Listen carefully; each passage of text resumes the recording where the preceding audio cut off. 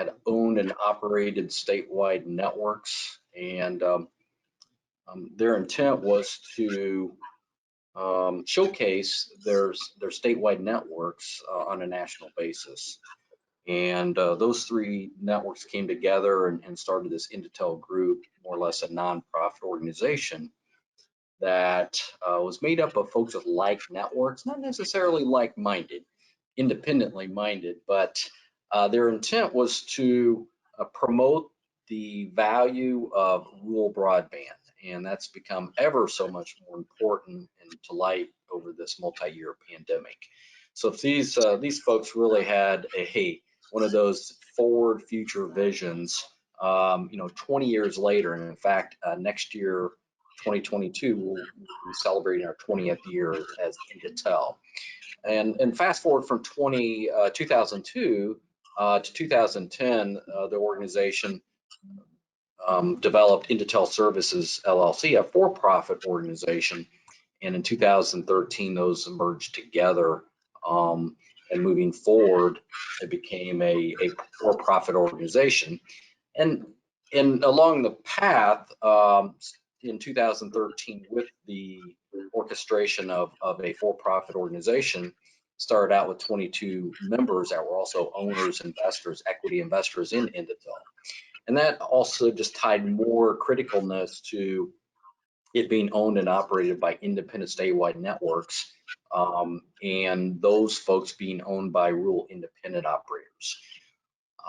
Today, we have 32 member owners, with 17 of those being actual equity owners at this time. And they're made up of 700 plus independent local operators, 700 plus of folks within those 32 states. And so that continues to grow our membership, and more importantly is the broadband development in those rural spaces, with fiber builds and government support that help promote and fulfill those types of opportunities, and bringing improved broadband to under and unserved areas. And it goes to me, at this point, it's bringing it to the most granular level. They talk fiber to the prim, fiber to the home. It's getting it to the most rural areas that we service and play in, which is, to me, fiber to the farmhouse. I've taken that as a kind of a new sort of way to paint the picture as far as what INDATEL looks to help fulfill in the broadband community in the rural space. So INDATEL's come a long way, and now, like I said, next year being our 20th year of existence, moving the organization to a for-profit version, and actually being financially profitable since 2017. So really the mantra, the mission of INDATEL, from those initial founding statewide networks and individuals to the 32 we have today, is about providing value to our member owners. And each of the member owners invest in INDATEL annually, and we take those investments and look to co-brand, co-market, or bring awareness and exposure at a national level through events, industry shows, but most importantly is to bring the national contracts that most of the statewide networks and/or their rural independent operators and owners couldn't go garner themselves, such as national government accounts. Our first signature account was a USDA that we started to fulfill, or we did fulfill over 100 locations in the early years of 2016 and 17, and other types of large national enterprise customers, like I said before, government, wireless, cell site backhaul, and the like.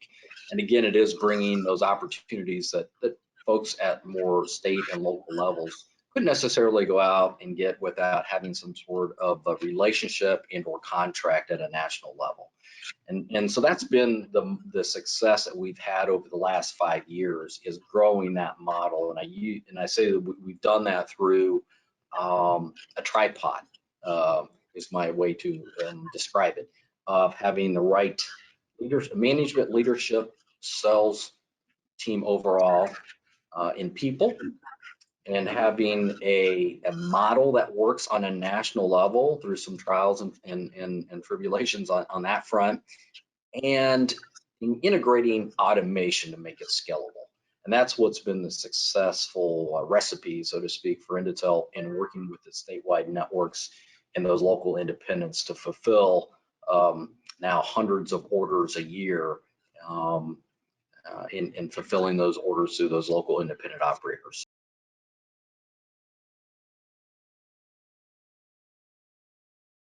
In today's space, INDATEL is a wholesale revenue generating or type of company. It's all carrier wholesale. We are working our way toward direct government sales and or even direct enterprise sales. So some other opportunities and channels as we continue to grow and build on advanced and diversified models with revenue streams. But over the years, the value and the benefit to the member owners has been in a variety of ways. Initially it was providing lower cost solutions, again at a national level, and connecting those services to a state and local level, such as direct content, direct network peering to the biggest content. For these days, it's known as hyperscale players like Netflix, Google, Akamai, Limelight, and putting in equipment in national aggregation pops such as Chicago and Dallas. We're up to 9 aggregation pops now throughout the country, and providing lower cost, better solution, direct peering, transit, and again, connecting customers in multiple locations, multiple states throughout the country through our carrier Ethernet service.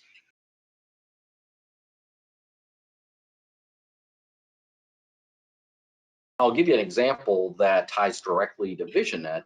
The very first carrier Ethernet or Ethernet type of solution was from Big Sky, Montana to Cape Girardeau, Missouri, a 10 meg circuit for a medical facility or tying 2 medical facilities together.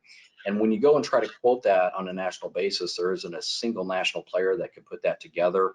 Perhaps one carrier could work up in the Montana area and another in Missouri, but even bringing that together, and INDATEL, through its family of networks, is able to connect those two via Ethernet 10 meg service through traversing VisionNet in Montana, and that being fulfilled more than likely with a local player up there in Big Sky, a local owner operator of VisionNet, bringing that to Chicago to meet INDATEL and the aggregation router that we have there.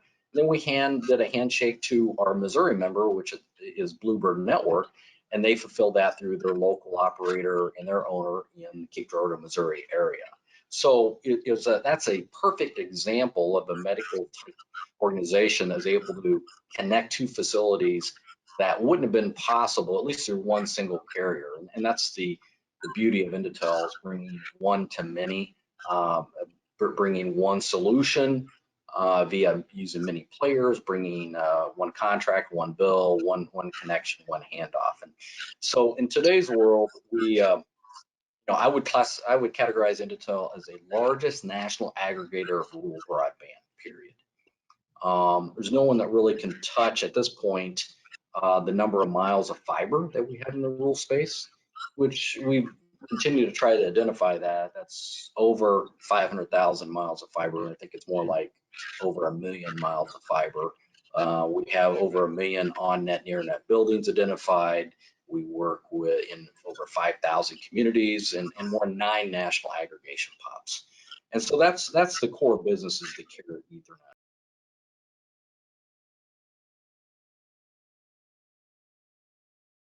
But there are other projects or initiatives that bring value to the INDATEL members, and those are sharing, maybe even INDATEL leading on automation efforts. We've had those types of projects in the past that have provided value. Salesforce.com is probably the most recent, where that was the staple. That's our engine, our driver of our automation from quote to service delivery, and being able to build a customized software that members, statewide networks, and even the local independent operators can take advantage of at a much reduced price. Being INDATEL kind of started out and did the customization and footed the bill on the front end to make it work for us on a national level.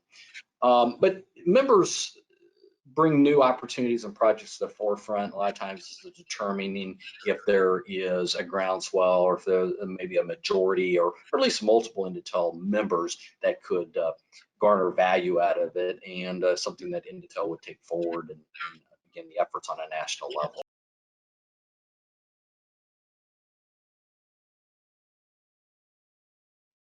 You know, what's the vision of INDATEL and VisionNet and the partnership? Well, one, the history with VisionNet is deep and it's impressive.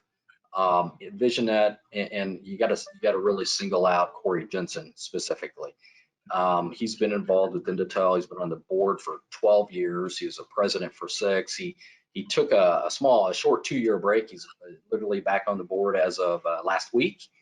And in the early days of INDATEL, he was the person that was on the board that helped install the first aggregation router in Chicago, brought us the first carrier Ethernet solution I just described earlier, was actually working on billing and a variety of other elements of building INDATEL. And in the early days, INDATEL was run literally by a board of managers, and that was the board itself, and getting it off the ground. And not until 2013 did we have permanent employees of the company.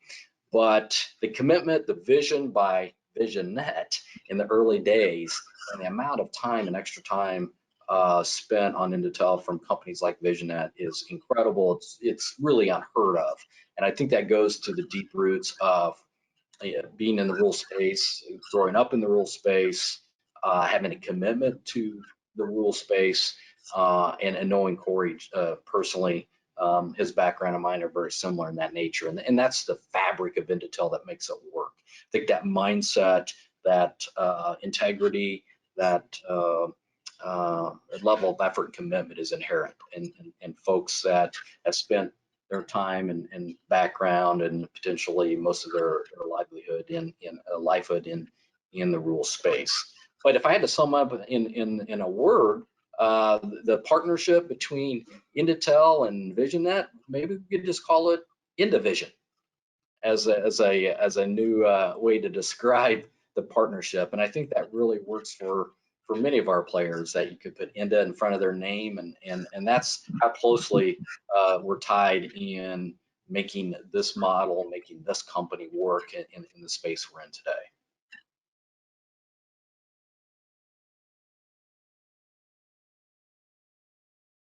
Future of INDAVision, now that it's a thing, and I go ahead and coined it at this point. I think goes beyond what we do today, certainly in automation, in joint marketing efforts, also in just the type of revenue that we're driving today. As I mentioned, we're exclusively wholesale, carrier wholesale, but looking at ways that we can work with our member owners and the local independent owners on building fiber at all levels, last mile, middle mile, and long mile, and how INDATEL can help drive revenue from actually building fiber or putting fiber in the ground. So more to come on how that may work and what our efforts will materialize into, but looking at additional ways to drive revenue, drive value, drive margin, and bring those opportunities to our member owners to help them monetize and build their network.